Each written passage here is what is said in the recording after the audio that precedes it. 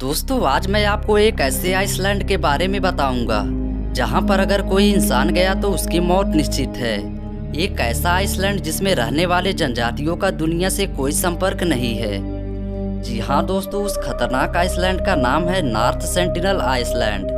दोस्तों यह Iceland India के टेरिटरी का हिस्सा है जो अंडमान निकोबार द्वीप समूह से 50 किलोमीटर दूर स्थित है और यह आइलैंड 60 स्क्वायर किलोमीटर की एरिया में फैला हुआ है। इस आइलैंड को पेड़ों ने इस तरह ढक रखा है कि ऊपर से कुछ भी नहीं देखा जा सकता। दोस्तों कहा जाता है कि यहाँ की खतरनाक जनजातियाँ 60,000 सालों से इस आइलैंड पर बसे हुए हैं, क्योंकि दुनिया दिन प्रतिदिन बदलती चली गई, लेकिन दुनिया से बिल्कुल अलग और आइसोलेट होने के कारण इन लोगों में बदलाव नहीं आया और इस आइलैंड पर एस्टिमेटेड आदिवासियों की संख्या 100 से 500 तक मानी जाती है, क्योंकि कभी यहाँ पूरी तरह से जाया नहीं जा सका और 1771 में एक ब्रिटिश शिप इस आइलैंड के पास से गुजरा था जिसने इस आइलैंड के बीच पर आग जलती देखी थी। लेकिन शिप के लोग इस आइलैंड पर उतरे नहीं थे, बस दूर से ही देखा था और इन आदिवासियों की भाषा को समझा नहीं जा सकता है क्योंकि इनकी अपनी एक अलग भाषा होगी।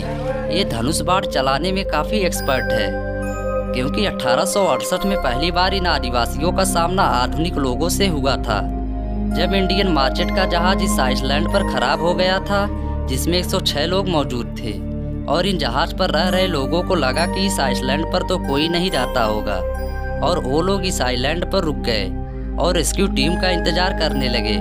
तभी थोड़ी देर बाद उन लोगों के साथ वो हुआ जिसकी कोई उम्मीद न थी। वो बैठे हुए थे, तभी देखते हैं कि झाड़ियों से निकलकर कुछ आदिवासी उन पर तीर भालों से हमला करने लग जाते हैं और जहाज के लोग काफ़ी डर जाते हैं और रेस्क्यू टीम को इमरजेंसी कांटेक्ट करने लग जाते हैं और रॉयल नेवी रेस्क्यू पार्टी द्वारा इन लोगों को एक दूसरे शिप की सहायता से बचा लिया जाता है, जिसमें से कुछ लोग तीर लगने की वजह से घायल हो जाते हैं। इस घटना के बाद लोगों को इन जनजातियों के बारे में पता चलता है। सन 1880 में एक government administration Morris Widal Portman द्वारा इन आदिवासियों पर रिसर्च का प्लान बनाया जाता है और इस प्लान में यह डिसाइड किया जाता है कि पहले इन लोग छुप छुप कर आइलैंड पर जाएंगे और कुछ आदिवासियों को चुपके से पोर्ट ब्लेयर ले आएंगे, जो कि अंडमान निकोबार का एक शहर है।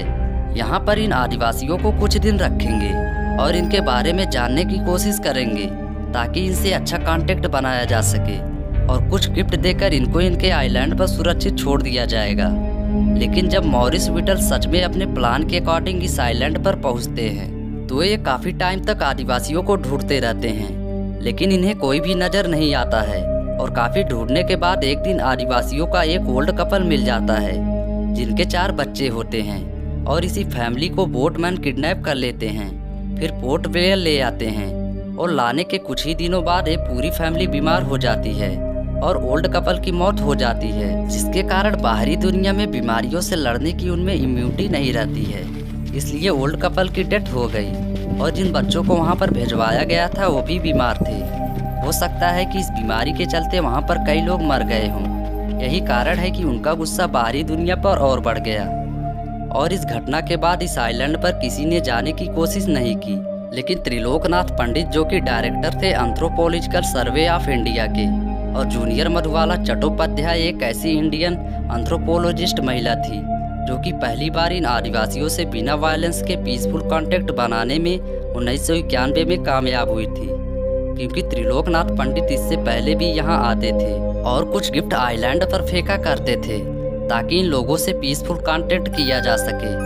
लेकिन ये हमेशा से आदिवासी तीर भालों से वार करने लग जाते थे और जो भी गिफ्ट इन्हें दिए जाते थे या लोग बीच पर ही नष्ट कर देते थे। और एक बार एमपी प्रिमोर्स नाम के एक जहाज जो कि बांग्लादेश से ऑस्ट्रेलिया जा रहा था, तूफान आने की वजह से इस आइलैंड पर जाकर अटक गया था। रात में इस जहाज पर तो कोई हमला नहीं हुआ, लेकिन जैसे ही सुबह हुई और आदिवासियों ने इस जहाज को देखा तो तीर भालों से हमला कर डाले। लेकिन जहाज बीच से थोड़ी दूरी पर था और हवा भी तेजी से चल रही थी, इसलिए तीर जहाज पर लग नहीं रहे थे और जहाज का टीम लगातार रेस्क्यू टीम को कांटेक्ट कर रहा था तथा 4 दिनों बाद उन लोगों को हेलीकॉप्टर से बचा लिया गया था।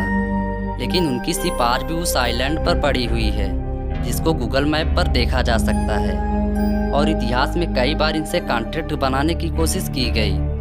सिर्फ त्रिलोकनाथ पंडित और मधुबाला चट्टोपाध्याय को छोड़कर इनसे कोई भी पीसफुल कांटेक्ट नहीं बना पाया।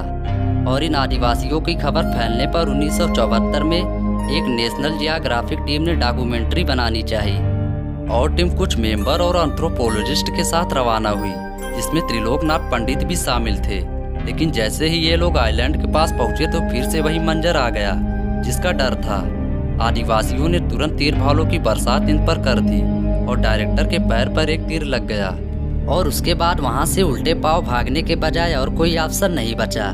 लेकिन वह लोग अपने साथ कैमरा लाए थे जिसमें दूर से ही इन लोगों की फोटो कवर ली गई और यह इमेज तथा फोटोज उन लोगों द्वारा कवर की गई आखिरी फोटोज है। उन लोगों द्वारा यह भी बताया गया था कि इन आदिवासियों की हाइट 5.3 फीट से 5.5 फीट तक है, जो कि डार्क ब्लैक कलर के हैं। इस घटना के बाद बहुत समय तक किसी ने जाने की यहाँ हिम्मत नहीं की।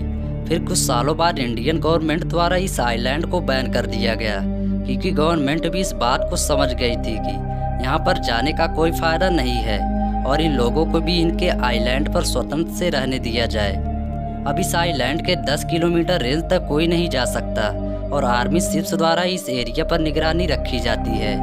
लेकिन सन 2006 में 2 मछुआरों ने गलती से मछली पकड़ने के चक्कर में इस आइलैंड पर पहुंच गए थे। आदिवासियों द्वारा उनको मारकर लटका दिया गया था, जो कि इस बात का सीधा मैसेज था कि हमारे आसपास भी न भटका जाए।